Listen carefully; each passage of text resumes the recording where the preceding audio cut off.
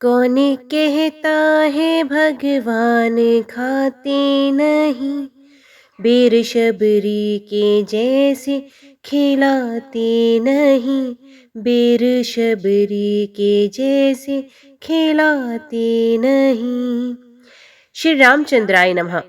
आज की वीडियो में हम पौष मास महात्म्य का कथा अध्याय 5 आपके सामने प्रस्तुत करने जा रहे हैं।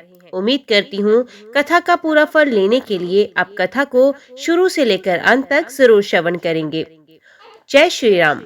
भगवान शिव बोले, हे पार्वती, निर्मल रामचरितमानस की ये मंगलमयी कथा सुनो, जिसे काकभूषणी ने विस्तार से कहा और पक्षियों के राजा गरुड़ जी ने सुना था। वे शरीर संवाद जिस प्रकार हुआ वे मैं आगे कहूँगा। अभी तुम श्री रामचंद्र जी के अवतार का परम सुंदर और पवित्र पाप नाशक चरित्र सुनो। श्री हरि के गुण, नाम, कथा और रूप सभी अपार, अनगिनत और असीम है। फिर भी हे पार्वती, मैं अपनी बुद्धि के अनुसार कहता हूँ, तुम आदर पूर्वक सुनो। हे पार्वती सुनो, वेद शास्त्रों ने श्री हरि के सुंदर, विस्तृत और निर्मल चरित्रों का गान किया है। हरि का अवतार जिस कारण से होता है वे कारण बस यही है, ऐसा नहीं कहा जा सकता। हे सियानी सुनो, हमारा मत तो ये है कि बुद्धि, मन और वाणी से श्री रामचंद्र जी की तर्कना नहीं की जा सकती। तथापि संत मुनि, वेद और पुराण अपनी अपनी बुद्धि के अनुसार जैसा कुछ कहते हैं और जैसा कुछ मेरी समझ में आता है, हे सुमुखी, वही कारण मैं तुमको सुनाता हूँ। जब जब धर्म का ह्रास हुआ है और नीच अभिमानी राक्षस बढ़ जाते हैं और वे ऐसा अन्याय करते हैं कि जिसका वर्णन नहीं हो सकता, तथा ब्राह्मण, गौ, देवता और पृथ्वी कष्ट पाते हैं, तब तब वे कृपा निधान प्रभु भांति भांति के दिव्य शरीर धारण कर सज्जनों की पीड़ा को हर लेते हैं। वे असुरों को मारकर देवताओं को स्थापित करते हैं, अपने श्वास रूप वेदों की मर्यादा की रक्षा करते हैं और जगत में अपना निर्मल यश फैलाते हैं। श्री रामचंद्र जी के अवतार का यही कारण है। उसी यश को गा गा कर भक्तजन भवसागर से तर जाते हैं। कृपा सागर भगवान भक्तों के हित के लिए शरीर धारण करते हैं। श्री रामचंद्र जी के जन्म लेने के अनेक कारण हैं, जो एक से एक बढ़कर विचित्र है।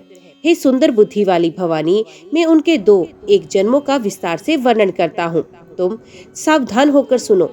श्री हरि की जय और विजय दो प्यारे द्वारपाल हैं, जिनका सब कोई जानते हैं। उन दोनों भाइयों ने ब्राह्मण सनकादि के शाप से असुरों का तामसी शरीर पाया। एक का नाम था हिरण्यकशिपु और दूसरे का हिरण्याक्ष। ये देवराज इंद्र के गर्व को छुड़ाने वाले सारे जगत में प्रसिद्ध हुए।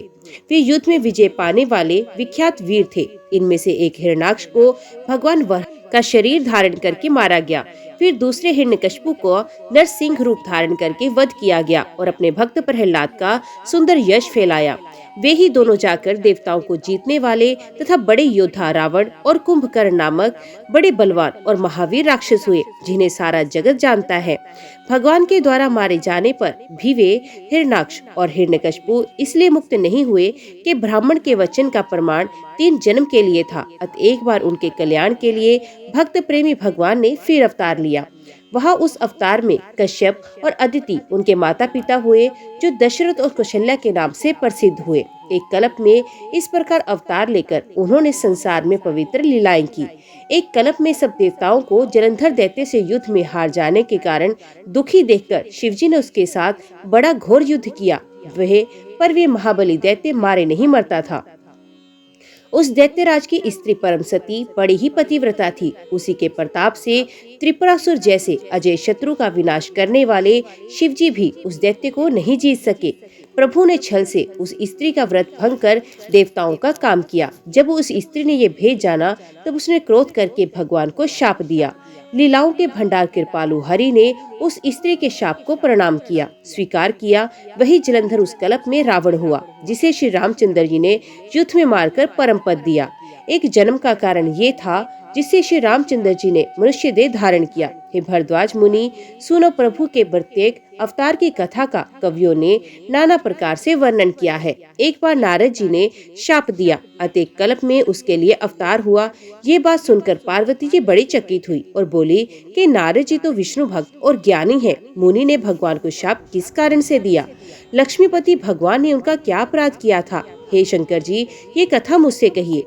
मुनि नारद के मन में मोह होना बड़ा ही आश्चर्य की बात है। तब महादेव जी ने हंसकर कहा, ना कोई ज्ञानी है ना कोई मूर्ख। श्री रघुनाथ जी जब जिसको जैसा करते हैं वे उसी क्षण वैसा ही हो जाता है।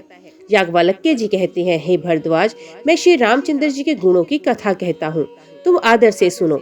तुलसीदास जी कहते हैं, मान और मद को छोड़कर आवागमन का नाश करने वाले रघुनाथ जी को भजो। हिमालय पर्वत में एक बड़ी पवित्र गुफा थी, उसके समीप ही सुंदर गंगा जी बहती थी। वे परम पवित्र सुंदर आश्रम देखने पर नारद जी के मन को बहुत सुहावना लगा। पर्वत, नदी और वन के सुंदर विभागों को देखकर नारद जी का लक्ष्मीकांत भगवान के चरणों में प्रेम हो गया। भगवान का स्मरण करते ही नारद मुनि के शाप की गति रुक गई और मुनि मन के स्वाभाविक ही निर्मल होने से उनकी समाधि लग गई। नारद मुनि की ये तपोमयी स्थिति देखकर देवराज इंद्र डर गए। उसने कामदेव को बुलाकर उसका आदर सत्कार किया और कहा कि मेरे हित के लिए तुम अपने सहायकों सहित नारद की समाधि भंग करने को जाओ। ये सुनकर मीन ध्वज कामदेव मन में प्रसन्न होकर चला गया। इंद्र के मन में ये डर हुआ कि देवऋषि नारद मेरी पूरी अमरावती का निवास राज चाहते हैं। जगत में जो कामी और लोभी होते हैं वे कुटिल कोय की तरह ही सबसे डरते हैं। जैसे मूर्ख कुत्ता सिंह को देखकर सूखी हड्डी लेकर भागे, वे मूर्ख ये समझे कि कहीं उस हड्डी को सिंह न छीन ले, वैसे ही इंद्र को नारद जी मेरा राज्य छीन लेंगे ऐसा सोचते लाज नहीं आई। जब कामदेव उस आश्रम में गया तब उसने अपनी माया से वहां वसंत ऋतु को उत्पन्न किया। तरह तरह के वृक्षों पर रंग बिरंगे फूल खिल गए, उन पर कोयले कूकने लगी और भोरे गुंजार करने लगे। काम अग्नि को भड़काने वाली 3 प्रकार की शीतल मंद और सुगंध सुहावनी हवा चलने लगी। रंभा आदि नवयुवतियां देवंगनाएं जो सब की सब कमलाएं कामल कलाएं निपुण थी, वे बहुत प्रकार की तानों की तरंग के साथ गाने लगी और हाथ में गेंद लेकर नाना प्रकार के खेल खेलने लगी।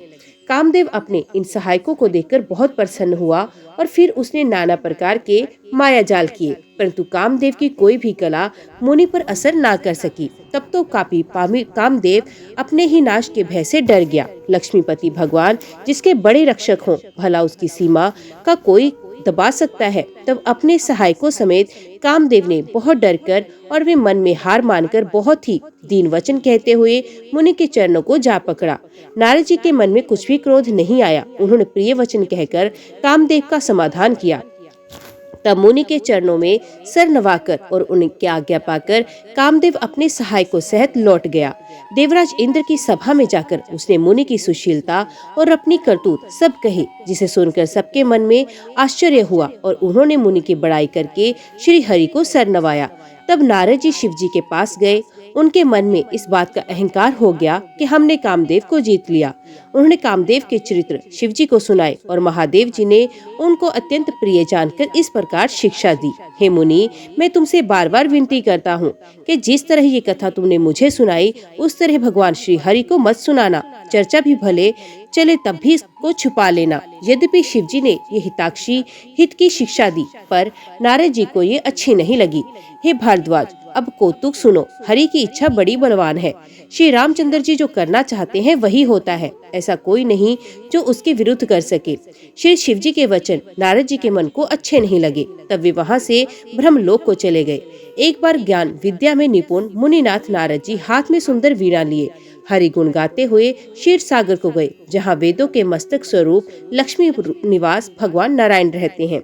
राम निवास भगवान उठकर बड़े आनंद से उनसे मिले और श्री नारद जी के साथ आसन पर बैठ गए।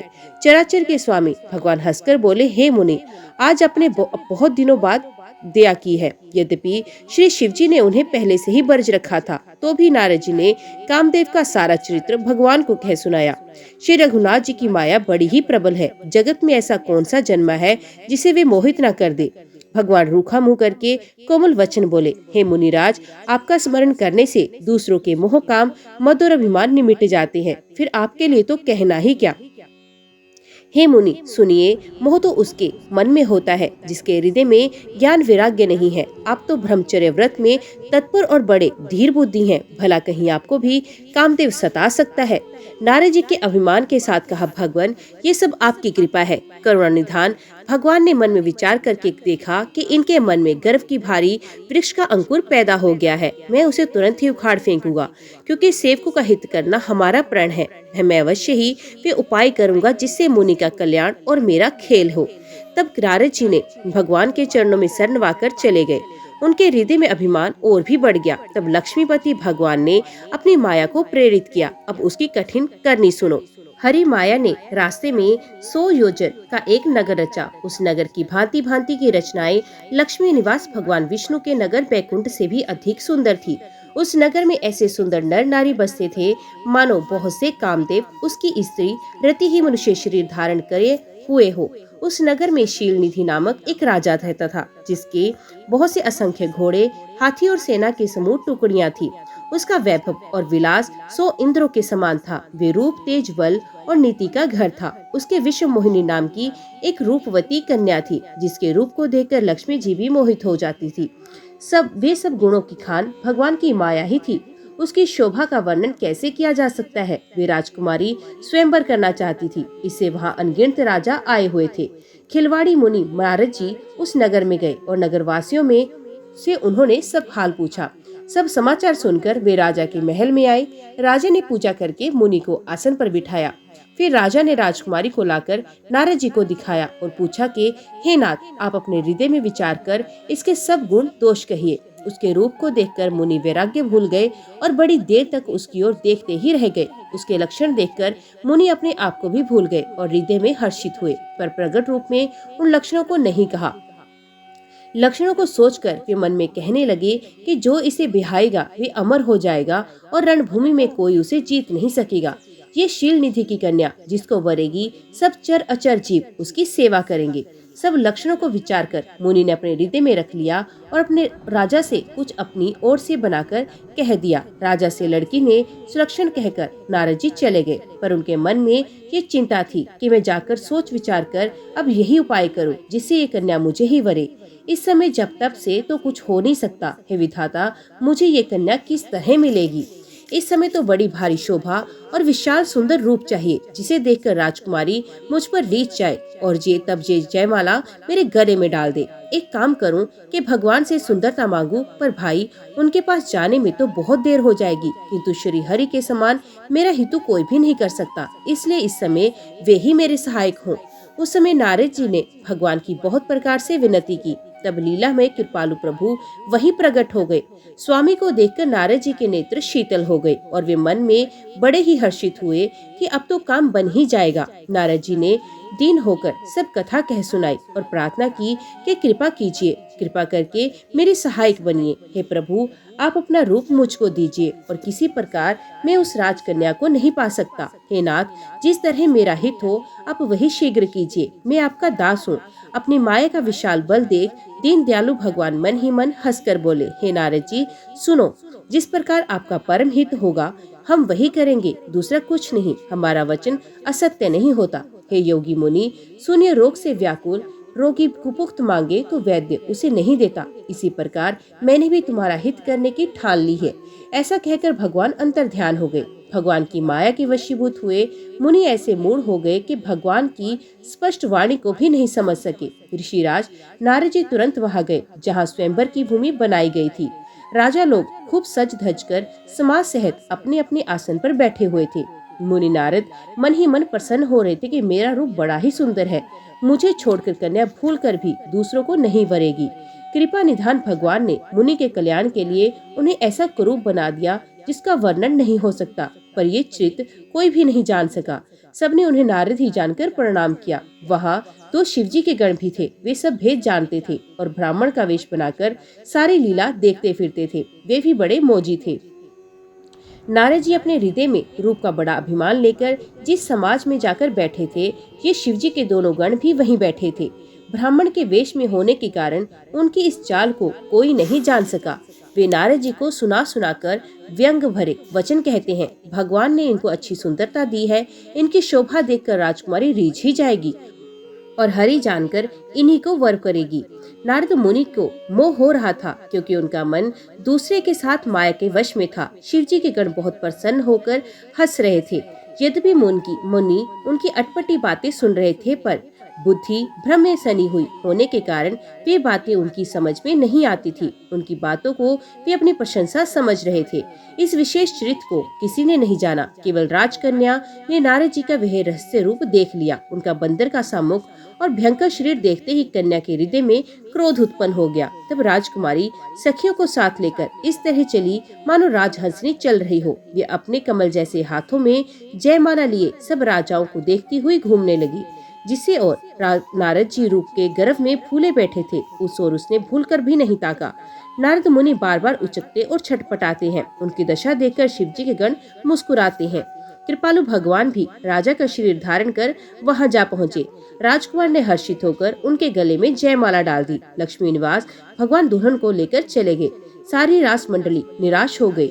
मोह के कारण मुनि की बुद्धि नष्ट हो गई थी। इससे वे राजकुमारी को गई देख बहुत ही विकल हो गए, मानो गांठ से छूटकर मणि गिर गई हो। तब शिवजी के गणों ने मुस्कुराकर कहा, जाकर दर्पण में अपना मुंह तो देखिए। ऐसा कहकर वे दोनों बहुत भयभीत होकर भाग गए। मुनि ने जल में झांककर अपना मुंह देखा। अपना रूप देखकर उनका क्रोध बहुत बढ़ गया। उन्होंने शिवजी के उन गणों को अत्यंत कठोर शाप दिया, तुम दोनों कपटी और पापी जाकर राक्षस हो जाओ। तुमने हमारी हंसी की, उसका फल चखो।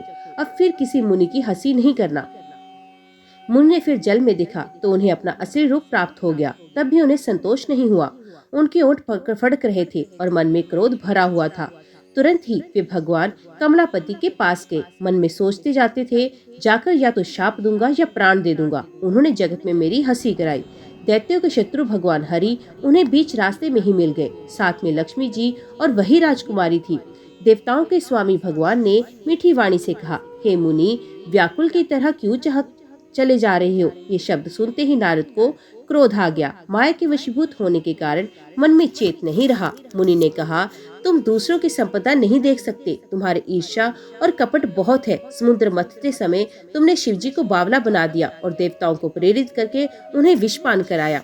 असुरों को मदिरा और शिवजी को विष देकर तुमने स्वयं लक्ष्मी और सुंदर कौस्तुभ मणि ले ली। तुम बड़े धोखेबाज और मतलबी हो, सदा कपट का व्यवहार करते हो। तुम परम स्वतंत्र हो, सर पर तो कोई है नहीं। इसे जब जो मन को भाता है वही करते हो। भले को बुरा, बुरे को भला कर देते हो। हृदय में हर्ष विषाद कुछ भी नहीं लाते। सबको ठग ठग कर परख गए हो और अत्यंत निडर हो गए हो। इसी से ठगने के काम में मन में सदा उत्साह रहता है। शुभ अशुभ कर्म तुम्हें बाधा नहीं देते।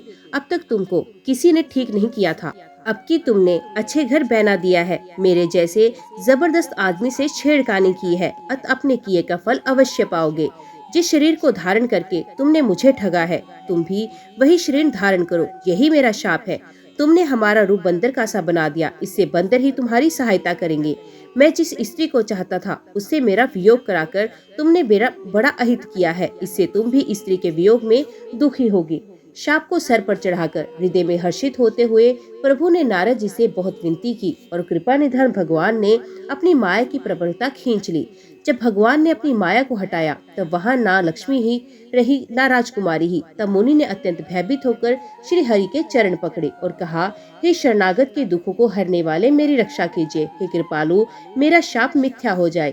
तब दीनों पर दया करने वाले भगवान ने कहा, ये सब मेरी ही इच्छा से हुआ। मुनि ने कहा, मैंने आपको अनेक खोटे वचन कहे, मेरे पाप कैसे मिटेंगे। भगवान ने कहा, जाकर शंकर के सतनाम का जप करो, इससे हृदय में तुरंत शांति होगी। शिवजी के समान मुझे कोई प्रिय नहीं, इस विश्वास को भूलकर भी ना छोड़ना। हे मुनि, शिवजी जिस पर कृपा नहीं करते वे मेरी भक्ति नहीं पाता। हृदय में ऐसा निश्चय करके जाकर पृथ्वी पर विचरो। अब मेरी माया तुम्हारे निकट नहीं आएगी। बहुत प्रकार से मुनि को समझा बुझाकर ढाढ़स देकर तब प्रभु अंतर ध्यान हो गए और नारद जी श्री रामचंद्र जी के गुणों का गान करते हुए ब्रह्मलोक को चले गए। शिव जी के गणों ने जब मुनि को मोह रहित और मन में बहुत प्रसन्न होकर मार्ग में जाते हुए देखा तब वे अत्यंत भयभीत होकर नारद जी के पास आए। उनके चरण पकड़कर दीन वचन बोले, हे मुनिराज, हम ब्राह्मण नहीं हैं, शिव जी के गण हैं। हमने बड़ा अपराध किया है जिसका फल हमने पा लिया। हे कृपालु, अब शाप दूर करके कृपा कीजिए। दिनों पर दया करने वाले नारद जी ने कहा, तुम दोनों जाकर राक्षस हो। तुम्हें महान ऐश्वर्य, तेज और बल की प्राप्ति हो। तुम अपनी भुजाओं के बल से जब सारे विश्व को जीत लोगे तब भगवान विष्णु मनुष्य का शरीर धारण करेंगे। युद्ध में श्री हरि के हाथ से तुम्हारी मृत्यु होगी। जिससे तुम मुक्त हो जाओगे और फिर संसार में जन्म नहीं लोगे। वे दोनों मुनि के चरणों में सर नवाकर चले और समय पाकर राक्षस हुए। देवताओं को प्रसन्न करने वाले, सज्जनों को सुख देने वाले और पृथ्वी का भार हरण करने वाले भगवान ने एक कल्प में इसी कारण मनुष्य का अवतार लिया था। इस प्रकार भगवान के अनेकों सुंदर, सुखदायक और अलौकिक जन्म और कर्म है। प्रत्येक कल्प में जब जब भगवान अवतार लेते हैं और नाना प्रकार की सुंदर लीलाएं करते हैं, तब तब मुनीश्वरों ने परम पवित्र काव्य रचना करके उनकी कथाओं का गान किया है। भांति भांति के अनुभव प्रसंगों का वर्णन किया है, जिनको सुनकर समझदार मनुष्य आश्चर्य नहीं करते। श्री हरि अनंत है, उनका कोई पार नहीं पा सकता और उनकी कथा भी अनंत है। सब संत लोग उसे बहुत प्रकार से कहते सुनते हैं। श्री रामचंद्र जी के सुंदर चरित्र करोड़ कल्पों में भी गाए नहीं जा सकते। शिव जी कहते हैं कि हे पार्वती, मैंने ये बतलाने के लिए इस प्रसंग को कहा कि ज्ञानी मुनि भी भगवान की माया से मोहित हो जाते हैं। प्रभु लीलामय है और शरणागत का हित करने वाले हैं। वे सेवा करने में बहुत सुलभ और सुख दुखों के हरने वाले हैं। देवता, मनुष्य और मुनियों में ऐसा कोई नहीं जिसे भगवान की महान बलवती माया मोहित न कर दे। मन में ऐसा विचार कर उस महामाया के स्वामी श्री भगवान का भजन करना चाहिए। हे गिरजा कुमारी, अब भगवान के अवतार का वे दूसरा कारण सुनो। मैं उसकी विचित्र कथा विस्तार करके कहता हूँ, जिस कारण से जन्म रहित, निर्गुण और रूप रहित ब्रह्म अयोध्यापुरी के राजा हुए। जिन प्रभु श्री रामचंद्र जी को तुमने भाई लक्ष्मण जी के साथ मुनियों का वेश धारण किए वन में फिरते देखा था, और हे भवानी, जिनके चरित्र देखकर सती के शरीर में तुम ऐसी बावली हो गई थी कि अब भी तुम्हारी उस बावलेपन की छाया नहीं मिटती, उन्हीं के भ्रम रूपी रोग के हरण करने वाली चरित्र सुनो। उस अवतार में भगवान ने जो जो लीला की, वे सब मैं अपनी बुद्धि के अनुसार तुम्हें सुनाता हूँ। याज्ञवल्क्य जी कहते हैं, हे भरद्वाज, शंकर जी के वचन सुनकर पार्वती जी सकुचाकर प्रेम सहित मुस्कुराकर बोली। फिर वृषकेतु शिव जी जिस कारण से भगवान का ये अवतार हुआ, उसका वर्णन करने लगे। हे मुनीश्वर भरद्वाज, मैं ये सब तुमसे कहता हूँ, मन लगाकर सुनो। श्री रामचंद्र जी की कथा कलयुग के पापों को हरने वाली, कल्याण करने वाली और बड़ी सुंदर है। स्वयंभू मनु और उनकी पत्नी शत्रुपा, जिनसे मनुष्यों की ये अनुपम सृष्टि हुई, इन दोनों पति पत्नी के धर्म और आचरण बहुत बड़े थे, बहुत अच्छे थे। आज भी वेद जिनकी मर्यादा का गान करते हैं। राजा उत्तानपाद उनके पुत्र थे, जिनके पुत्र प्रसिद्ध हरिभक्त ध्रुव जी हुए। उन मनु जी के छोटे लड़के का नाम प्रियव्रत था, जिसकी प्रशंसा वेद और पुराण भी करते हैं। पुण्य देवहूति उनकी कन्या हुई, जो कर्दम मुनि की प्यारी पत्नी हुई, और जिन्होंने आदिदेव दीनों पर दया करने वाले समर्थ एवं कृपालु भगवान कपिल को गर्भ में धारण किया। तत्वों का विचार करने में अत्यंत निपुण कपिल भगवान ने सांख्य शास्त्र का प्राकृत रूप वर्णन किया। उन स्वयंभू मनु जी ने बहुत समय तक राज्य किया और सब प्रकार से भगवान की आज्ञा का पालन किया। घर में रहते बुढ़ापा आ गया, परंतु विषयों से वैराग्य नहीं होता। इस बात को सोचकर उनके मन में बड़ा दुख हुआ कि श्री हरि की भक्ति बिना जन्म यूं ही चला गया। तब मनु जी ने अपने पुत्र को जबरदस्ती राज्य देकर स्वयं स्त्री सहित वन को गमन किया। अत्यंत पवित्र और साधकों को सिद्ध देने वाला तीर्थों में श्रेष्ठ नैमिषारण्य प्रसिद्ध है। वहाँ मुनियों और सिद्धों के समूह बसते हैं। राजा मनु हृदय में हर्षित होकर वहीं चले। वे धीर बुद्धि वाले राजा रानी मार्ग में जाते हुए ऐसे सुशोभित हो रहे थे, मानो ज्ञान और भक्ति ही शरीर धारण किए जा रहे हों। चलते चलते वे गोमती के किनारे जा पहुँचे। हर्षित होकर उन्होंने निर्मल जल में स्नान किया। उन्हें धर्म धुरंधर राजश्री जानकर सिद्ध और ज्ञानी मुनि उनसे मिलने आए। जहाँ जहाँ सुंदर तीर्थ थे, मुनियों ने आदर पूर्वक सभी तीर्थ उनको करा दिए। उनका शरीर दुर्बल हो गया तथा वे मुनियों के वल्कल वस्त्र धारण करते थे और संतों के समाज में नित्य पुराण सुनते थे और 12 मंत्र ओम नमो भगवते वासुदेवाय का प्रेम साथ जप करते थे। भगवान वसुदेव के चरण कमलों में उन राजा रानी का मन बहुत ही लग गया था। वे साग, फल और कंद का आहार करते थे और सच्चिदानंद ब्रह्म का स्मरण करते थे। फिर वे श्री हरि के लिए तप करने लगे और मूल फल को त्याग कर केवल जल के आधार पर रहने लगे। हृदय में निरंतर यही अभिलाषा हुआ करती थी कि हम कैसे उन परम प्रभु के आंखों से देखें, जो निर्गुण, अखंड, अनंत और अनादि हैं और परमार्थवादी लोग जिनका चिंतन किया करते हैं, जिन्हें वेद नेति नेति कहकर निरूपण करते हैं, जो आनंद स्वरूप उपाधि रहित और अनुपम है, एवं जिनके अंश से अनेकों शिव, ब्रह्मा और विष्णु भगवान प्रकट होते हैं। ऐसे महान प्रभु भी सेवक के वश में है और भक्तों के लिए दिव्य लीला विग्रह धारण करते हैं। यदि वेदों में ये वचन सत्य कहा है तो हमारी अभिलाषा भी अवश्य पूरी होगी। इस प्रकार जल का आहार करके तप करके 6000 वर्ष बीत गए। फिर 7000 वर्ष वे वायु के आधार पर रहे। 10,000 वर्ष तक उन्होंने वायु का आधार भी छोड़ दिया। दोनों एक पैर से खड़े रहे। उनका अपार तप देखकर ब्रह्मा, विष्णु और शिव कई बार मनु जी के पास आए। उन्होंने इन्हें उनके एक प्रकार से ललचाया, कहा कि कुछ वर मांगो, पर ये परम धैर्यवान राजा रानी अपने तप से किसी के डिगाए नहीं डिगे। यद्यपि उनका शरीर हड्डियों का ढांचा मात्र रह गया, फिर भी उनके मन में जरा भी पीड़ा नहीं थी। सर्वज्ञ प्रभु ने अनन्य गति आश्रय वाले तपस्वी राजा रानी को निज दास जाना। तब परम गंभीर और कृपा रूपी अमृत से सनी हुई ये आकाशवाणी हुई कि वर मांगो। मुर्दों को भी जिला देने वाली ये सुंदर वाणी कानों के छेदों से होकर जब हृदय में आई, तब राजा रानी के शरीर ऐसे सुंदर और रिष्ट पुष्ट हो गए मानो अभी घर से आए हों। कानों में अमृत के समान लगने वाले वचन सुनते ही उनका शरीर पुलकित और प्रफुल्लित हो गया। तब मनु जी दंडवत करके बोले, प्रेम हृदय में समाता नहीं था। हे प्रभु, सुनिए, आप सेवकों के लिए कल्प वृक्ष और कामधेनु है। आपकी चरण रज की ब्रह्मा, विष्णु और शिव जी भी वंदना करते हैं। आप सेवा करने में सुलभ हैं तथा सब सुखों को देने वाले हैं। आप शरणागत के रक्षक और जड़ चेतन के स्वामी हैं।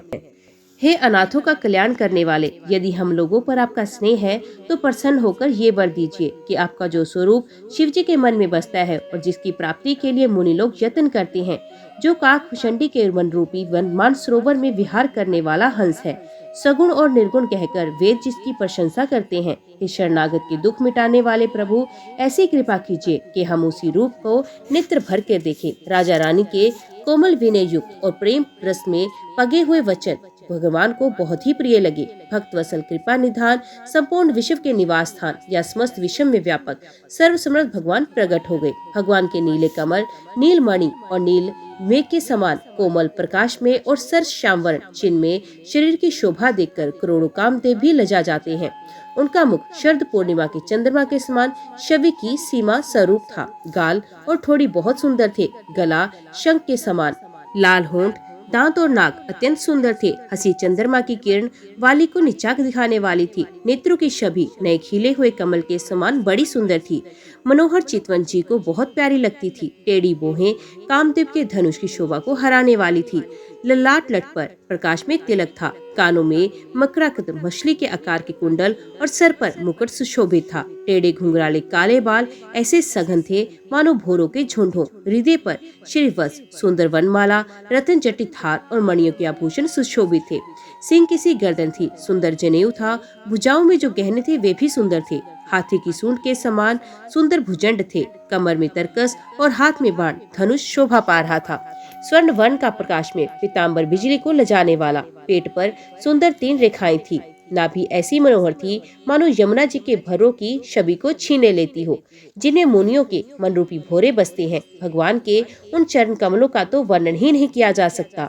भगवान के बाएं भाग में सदा अनुकूल रहने वाली शोभा की राशि जगत की मूल कांड रूपा आदि शक्ति श्री जानकी जी सुशोभित हैं, जिनके अंश से गुणों की खान अगिनत लक्ष्मी, पार्वती और ब्रह्माणी उत्पन्न होती हैं तथा जिनकी भों की इशारे से ही जगत की रचना हो जाती है। वही भगवान की स्वरूपा शक्ति श्री सीता जी श्री रामचंद्र जी की बाईं ओर स्थित है।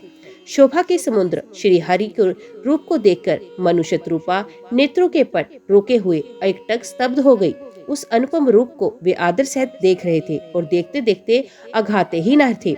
आनंद के अधिक वश में हो जाने के कारण उन्हें अपनी देह की सुध भी भूल गई। वे हाथ में भगवान के चरण पकड़कर दंड की तरह सीधे भूमि पर गिर पड़े।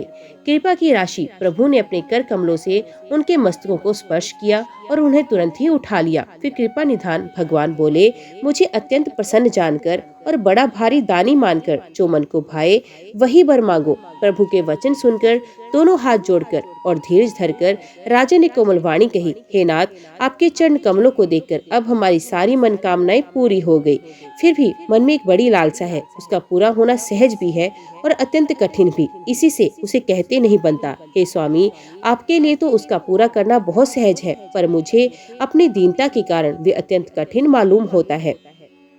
जैसे कोई दरिद्र कल्प वृक्षों पाकर अधिक द्रव्य मांगने में संकोच करता है, क्योंकि वे उसके प्रभावों को नहीं जानता है, वैसे ही मेरे हृदय में संशय हो रहा है। हे स्वामी, आप अंतर्यामी हैं, इसलिए उसे जानते ही हैं। मेरा वे मनोरथ पूरा कीजिए। भगवान ने कहा, हे राजन, संकोच छोड़कर मुझसे मांगो। तुम्हें ना दे सकूं ऐसा मेरे पास कुछ भी नहीं। राजा ने कहा, हे दानियों के शिरोमणि, हे कृपा निधान, हे नाथ, मैं अपने मन का सच्चा भाव कहता हूँ कि मैं आपको अपने समान पुत्र चाहता हूँ। प्रभु से भला क्या छिपाना। राजा की प्रीति देखकर, उनके अमूल्य वचन सुनकर करुणा निधान भगवान बोले, ऐसा ही हो। हे राजन, मैं अपने समान दूसरा कहाँ जाकर खोजूं, अतः स्वयं ही आकर तुम्हारा पुत्र बनूंगा। शत्रुपा जी को हाथ जोड़ के देखकर भगवान ने कहा, हे देवी, तुम्हारी जो इच्छा हो वो वर मांगो। शत्रुपा ने कहा, हे नाथ, चतुर राजा ने जो वर मांगा, हे कृपालु, वे मुझे बहुत ही प्रिय लगा, परंतु हे प्रभु, बहुत ढिठाई हो रही है। यद्यपि हे भक्तों को हित करने वाले, ये ढिठाई भी आपको अच्छी ही लगती है। आप ब्रह्मा आदि के भी पिता, उत्पन्न करने वाले, जगत के स्वामी और सबके हृदय के भीतर की जानने वाले ब्रह्म हैं। ऐसा समझने पर मन में संदेह होता है, फिर भी प्रभु जो कहा वही सत्य है। मैं तो ये मांगती हूँ कि हे नाथ, आपके जो निज जन हैं, वे जो अलौकिक खंड सुख पाते हैं और जिस परम गति को प्राप्त होते हैं, हे प्रभु, वही सुख, वही गति, वही भक्ति, वही अपने चरणों में प्रेम, वही ज्ञान और वही रहन सहन कृपा करके हमें दीजिए। रानी की कोमल, गूढ़ और मनोहर श्रेष्ठ वाक्य रचना सुनकर कृपा के समुद्र भगवान कोमल वचन बोले, तुम्हारे मन में जो कुछ इच्छा हो वे सब मैंने तुमको दिया, इसमें कोई संदेह नहीं समझना। हे माता, मेरी कृपा से तुम्हारा अलौकिक ज्ञान कभी कर नष्ट नहीं होगा। तब मनु ने भगवान के चरणों की वंदना करके फिर कहा, हे प्रभु, मेरी एक विनती और है। आपके चरणों में मेरे वैसी ही प्रीति हो जैसी पुत्र के लिए पिता की होती है। चाहे मुझे कोई बड़ा भारी मूर्खी क्यों ना कहे, जैसे मणि के बिना सांप और जल के बिना मछली नहीं रह सकती, वैसे ही मेरा जीवन आपके बिना अधीन रहे, आपके बिना ना रह सके। ऐसा वर मांगकर राजा भगवान के चरण पकड़कर रह गए। तब दया के निधान भगवान ने कहा, ऐसा ही हो। अब तुम मेरी आज्ञा मानकर देवराज इंद्र की राजधानी अमरावती में जाकर वास करो। हे तात, वहाँ स्वर्ग के बहुत से भोग भोग कर कुछ काल बीत जाने पर तुम अवध के राजा होगे, तब मैं तुम्हारा पुत्र होऊंगा। इच्छा निर्मित मनुष्य रूप सजकर मैं तुम्हारे घर प्रकट होऊंगा। हे तात, मैं अपने अंशों से देह धारण करके भक्तों को सुख देने वाला चरित्र करूंगा। जिन चरित्रों का बड़े भाग्यशाली मनुष्य आदर सहित सुनकर ममता और मद त्याग कर भवसागर से तर जाएंगे। आदि शक्ति, ये मेरी स्वरूप भूता माया ही, जिसने जगत को उत्पन्न किया, अवतार लेंगी। इस प्रकार मैं तुम्हारी अभिलाषा पूरी करूंगा। मेरा प्रण सत्य है, सत्य है और सत्य है। कृपा निधान भगवान बार बार ऐसा कहकर अंतर ध्यान हो गए। वे स्त्री पुरुष, राजा रानी, भक्तों पर कृपा करने वाली भगवान को हृदय में धारण करके कुछ काल तक उस आश्रम में रहे। फिर उन्होंने समय पाकर सहज ही बिना किसी कष्ट के शरीर छोड़कर अमरावती में जाकर वास किया। याज्ञवल्क्य जी कहते हैं, हे भरद्वाज, इस पर्यंत पवित्र इतिहास को शिव जी ने पार्वती से कहा था। अब श्री राम के अवतार लेने का दूसरा कारण सुनो। जय श्री राम। आज की वीडियो में इतना ही। उम्मीद करती हूँ वीडियो आपको पसंद आई होगी। वीडियो पसंद आई हो तो वीडियो को लाइक और चैनल को सब्सक्राइब जरूर कीजिएगा। जय श्री राम लिखकर कमेंट बॉक्स में अपनी हाजिरी और अपने सुझाव देना ना भूलिएगा। तो मिलते हैं अगले अध्याय अगले कथा के साथ। तब तक के लिए देखते व सुनते रहिए। जय मां कंजक, जय माता दी।